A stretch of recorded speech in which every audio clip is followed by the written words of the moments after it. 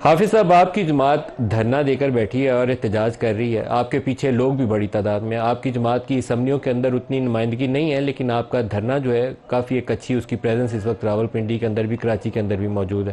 کیا یہ وہ شکل اختیار کر سکتا ہے جو کچھ بنگلہ دیش میں ہوا؟ دیکھیں، غم و غصہ تو بہت ہے لوگوں میں، اور سچی بات یہ ہے کہ آپ خود اپنے آپ کو دیکھیں، میں دیکھوں،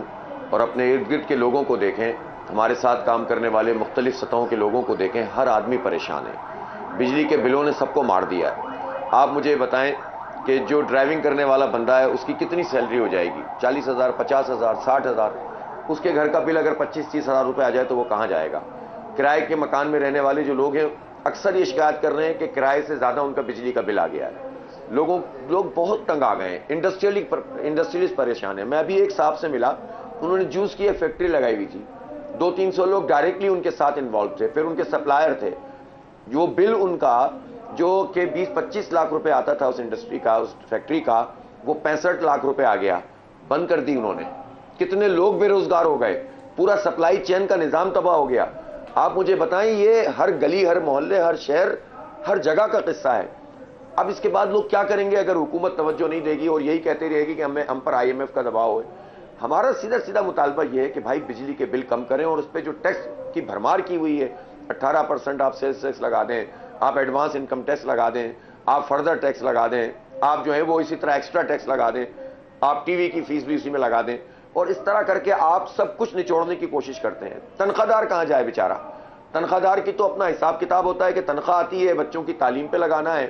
صحت کی یہ مسئلے ہیں، فلاں چیز کا یہ اتنے پیسے اس کے جمع کرانے ہیں، کار حافظ کے نعیم پیسے صاحب، جمع آپ نے کرانے ہیں، فلاں جو کرنا ہے، فلاں موجودہ کرنا ہے۔ حکمران ہے، آپ نے ایک حالیہ بیان میں آپ نے موجودہ حکمرانوں کو کہا ہے کہ یہ اشرافیہ نہیں، یہ بدماشیہ ہے۔ تو آپ کے خیال میں یہ جو معاشی ناہمواری ہے، بجلی کی قیمتیں ہیں، یہ بدماشیہ کی وجہ سے ہیں؟ یہ لوٹ کھسوٹ ہے، یہ پلنڈر ہے، یہ لوٹ کے لے گئے سارا کچھ؟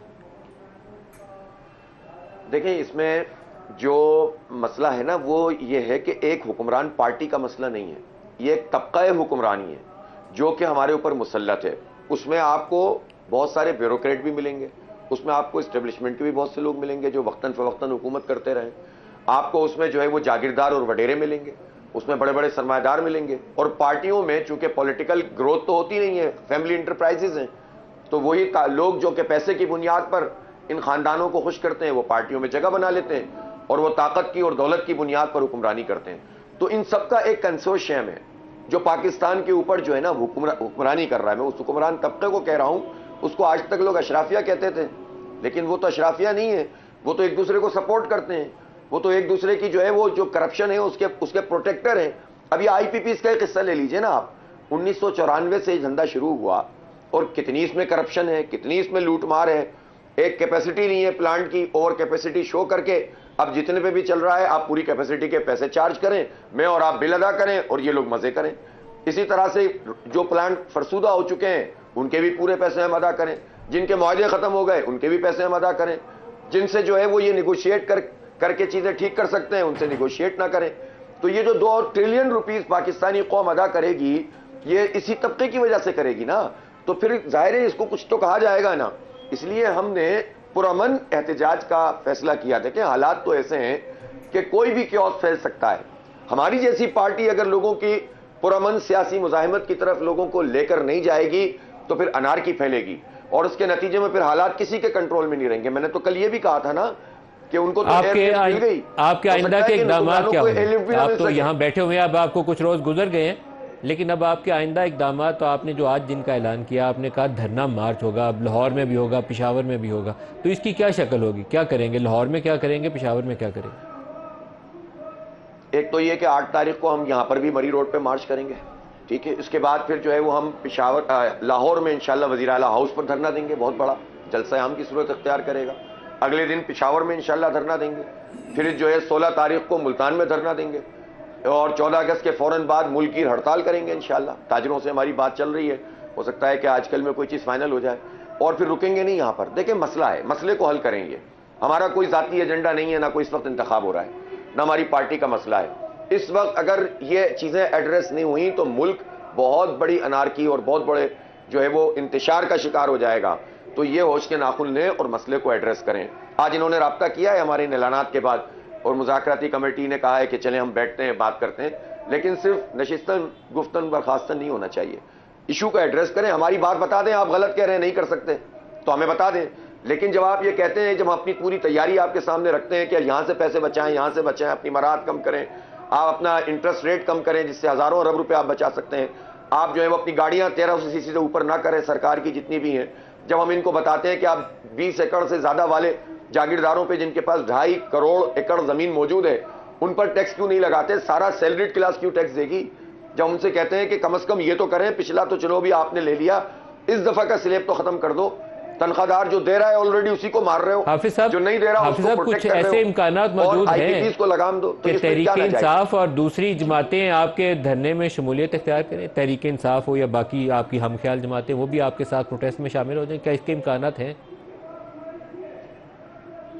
دیکھیں یہ تو ہمارا جو دھرنا ہے یہ پاکستان کے عوام کا دھرنا ہے، اس میں جو جماعت، جو پارٹی، جو کارکن، جو پولیٹیکل ورکر آنا چاہتا ہے ہم اس کو روک تو نہیں سکتے، اور روکنا بھی نہیں چاہیے، ظاہر ہے کہ ہر ایک کا کام ہے،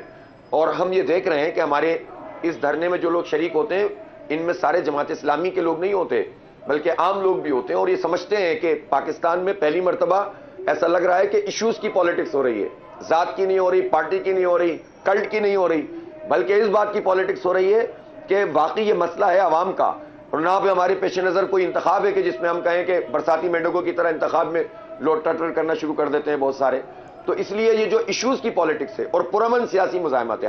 ہم تصادم بھی کر سکتے تھے، جس وقت انہوں نے ناکہ بندی کر دی تھی اسلام آباد کی، ہم نے مدبرانہ فیصلہ کیا کہ نہیں، اس تصادم سے ایک دن کا جھگڑا، پارٹی بہت مشہور ہو جائے گی جماعت اسلامی، لیکن ایشو ریزالو نہیں ہوگا، ایشو ہائی لائٹ نہیں ہوگا، تو اس لیے ہم نے پرامن طریقے سے 3 دھرنوں میں بدلا، پھر یہاں پر آ کر بیٹھ گئے۔ اب ہم یہ جمہوری حق رکھتے ہیں کہ اپنے اس پوری دھرنا پالیٹکس کو جو پرامن ہے اس کو ہم آگے بڑھائیں، اور ہم ہڑتال پہ جائیں، ہڑتال ہمارا حق ہے، ہم اپیل کریں گے، کوئی پتھر نہیں پھینکیں گے، کوئی گولی نہیں چلائیں گے، پورا پاکستانی قوم انشاءاللہ ایک لاسٹ کوشچن آپ سے حافظ صاحب پوچھ رہا ہوں، پرامن طریقے سے آپ مسئلہ حل کرنا وزیر چاہتے ہیں۔ اعظم کے لیے یا موجودہ حکومت کے لیے کوئی پیغام دینا چاہتے ہیں؟ اگر آپ کے مطالبات نہیں مانے جاتے، نہیں پورے ہوتے تو پھر کیا کریں گے؟ Last question. نہیں، ہم تو بیٹھے ہوئے ہیں یہاں پر، اور ہم بہت طویل عرصے بیٹھنے کے لیے آئے ہیں، اور یہاں بیٹھ کر پورے پاکستان میں موبلائزیشن کر رہے ہیں۔ اس وقت بھی جب میں یہاں پر دھرنے میں تقریر ہو رہی ہوتی ہے، گفتگو ہو رہی ہوتی ہے، تو سینکڑوں مقامات پہ لوگ اسکرین لگا کر پورے پاکستان میں اس کو سن رہے ہوتے ہیں، ان کو اندازہ نہیں ہے یہ پینیٹریشن کس لیول کے اوپر جا چکی ہے۔ اور دیکھیں جماعت اسلامی کے پاس الحمدللہ یہ اسٹریٹ پاور موجود ہے کہ ہم اس کو جب ایک ساتھ پورے ملک میں لا کر شاہراہوں پہ بٹھائیں گے نا، پھر ان کے لیے بہت مشکل ہو جائے گی۔ یہ ہوش کے ناخن لیں، یہ حالات سے اور ارد گرد سے اور خطے کی صورتحال سے سیکھیں، یہ کینیا سے سیکھیں، یہ بنگلہ دیش سے سیکھیں، یہ لوگوں کے غم و غصے کو جو ہے وہ ایڈریس کریں اور مسئلہ حل کریں۔ اگر یہ مسئلہ حل نہیں کریں گے یہ پھنس جائیں گے، یہ کہیں کے بھی نہیں رہیں گے۔ اس لیے میں بالکل سیدھی بات کہہ رہا ہوں، ہم پرامن طریقے سے رہنا چاہتے ہیں اور اب تک رہے ہیں اور پرامن رہیں گے، لیکن ان کو مسئلہ حل کرنا پڑے گا، ہم جان نہیں چھوڑیں گے ان کی، بہت صاف بات ہے۔ حافظ نعیم الرحمان صاحب، امیر جماعت اسلامی، بہت شکریہ۔